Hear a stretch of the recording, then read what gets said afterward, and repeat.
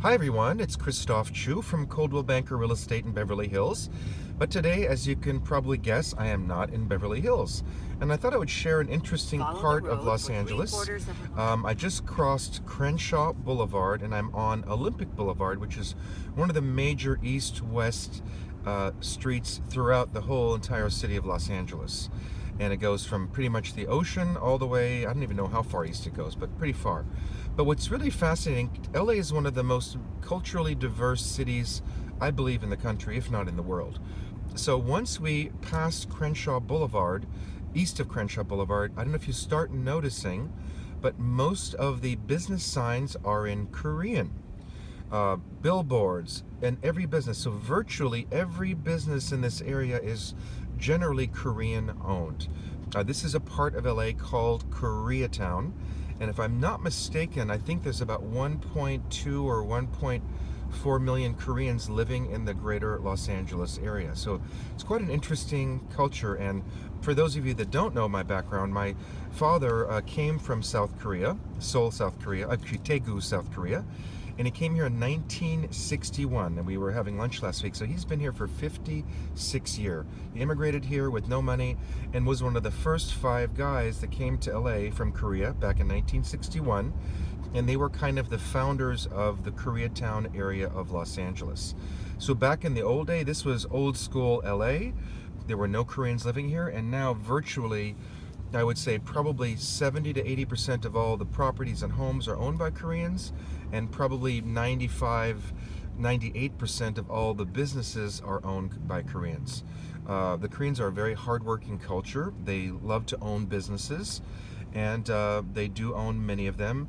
And if you can kind of see, maybe I'll turn the camera this way, but everything. And interesting, like many cultures that live outside of their original country, the Koreans, just like, LA has Koreatown, it has Vietnamese town, it has Chinatown, it has Spanish communities, although they don't call it Mexican town, but Spanish communities, lots of different cultural community. They have a Little Russia, I think it's called. So the city recognizes and has signs posted of the different culturally, not zone, but culturally rich areas. So again, this is the heart of Koreatown, and it's quite a vast space. It goes from Crenshaw Boulevard to the east, on the west side, I'm sorry, all the way pretty much to downtown LA. And I don't know if you can see it, but way, way, way in the distance there, the high rises, those are the downtown high rises. So we can go here for probably another, about 3 to 4 miles, and you'll see nothing but Korean businesses. And they extend from essentially the 10 freeway, which is about a mile south of here, all the way north into the Hollywood area. So it's a huge area in terms of actual, square miles. I don't know how many it is, but it's rather large. And it's very wide and very large, from north to south. So just a little interesting aside, it's a very, very different neighborhood than Beverly Hills, or what we call the west side of LA. And LA has many, many, many, many different areas and neighborhoods. Most of the cities I visit do have different neighborhoods, but I think LA is one of those that's really particularly active. So, and the main streets are Olympic Boulevard, Wilshire Boulevard, Western Avenue, and Vermont Avenue. Those are the main streets with most of the businesses. And there's huge shopping centers that are all Korean owned. All the banks here are basically Korean owned. Medical centers, everything. If we just keep driving, you'll see every sign is in Korean. And there was a time for a while where all the signs were only in Korean and they weren't in English. And I believe the LA city passed an ordinance that the signs can be in Korean, but they also have to be in English, which I think is important because this is America after all. And if I'm driving through the neighborhood, although I may not go to these businesses, I'd like to know what they are, right? Anyway, so I just thought I'd share that a little bit. This is, I don't know what street we're on now, Western. So this is Western Avenue and Olympic. This is probably one of the main arteries here in the area. And actually, we just passed it. I just forgot that my dad's first insurance office that he opened many, many, many years ago, probably in the early 70s, we just passed it over here on the left side. So anyways, just part of the cultural diversity of LA. I guess we can keep driving if you want to, although it's not really driving. It's 5:20 and I'm heading to a meeting and reception in downtown.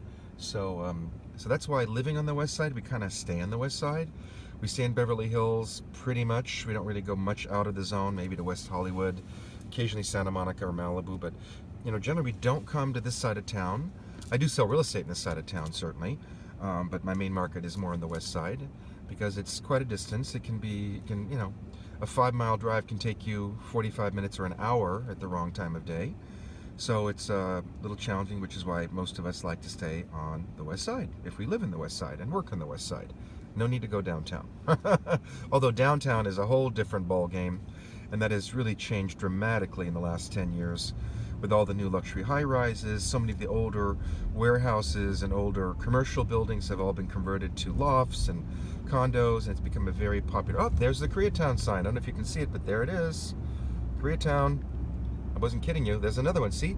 They've actually even designed these Korean signs to look like the construction in Korea. So, yeah, I think we'll just go a little bit further because we're really right now in the heart of it. When I started, that was kind of the western border, and now we're really probably right in the dead center zone of Koreatown. And not many people out in the streets today, but if you do, you'll see the grandmothers, the grandfathers, the kids, the grandkids. There's a Korean Hombo store, which is where they sell the Korean traditional outfits. You can see that. Kind of cool. Actually, can you believe it? Being half Korean, I do not own a traditional Korean outfit. Maybe I should get one day. And actually, when I went to Korea the last time, I should have bought one, and I didn't. So anyways, so as you see, we just continue on and on and on with more and more Korean businesses, and it just goes on for miles and miles and miles. So maybe I'll pass this bus so we can get a little better view. Yeah, that'll be better. There we go. And you can continue to see a little bit more of the diversity. Actually, I shouldn't say diversity because this area is not diverse. It's pretty much all Korean. Just like if you go to the, I think it's called Little Odessa, is an area in West Hollywood. It's strictly all Russian businesses, and it's they just buy and for example, Glendale is called Little Armenia. It's an Armenian community. So it's very fascinating how in LA, even though it's diverse, and on the west side it's very mixed. Everyone lives in the same areas, all different cultures, but in a lot of the areas, the cultural groups like to stay in a specific area. I know my Korean family, most of them, although a few of them live on the west side, most of them live in Koreatown or near Koreatown. Hancock Park is a big area right next to Koreatown, and it's actually right adjacent on the west, and it's a very high-end luxury neighborhood.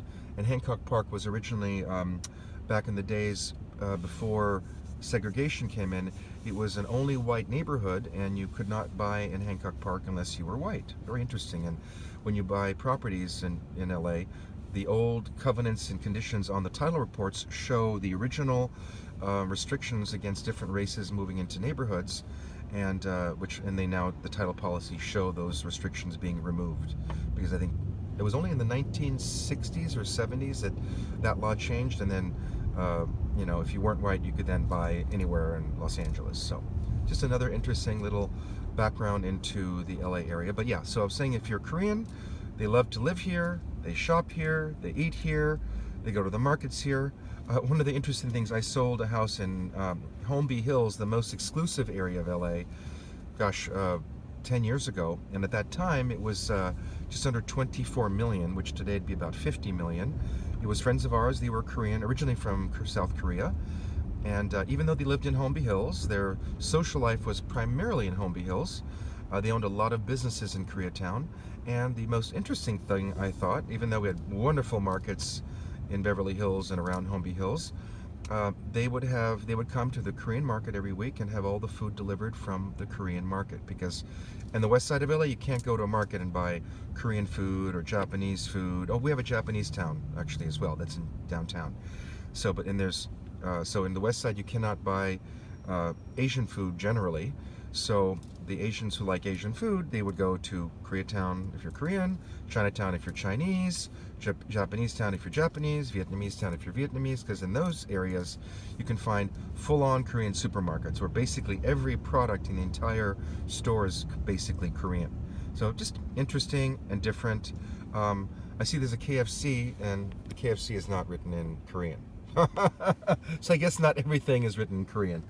But there's another billboard Yang Hee-woo, MD, City of Hope, but everything else is in Korean. So anyways, that's the end of my little tour today of the part of Koreatown, and I'll see you all soon.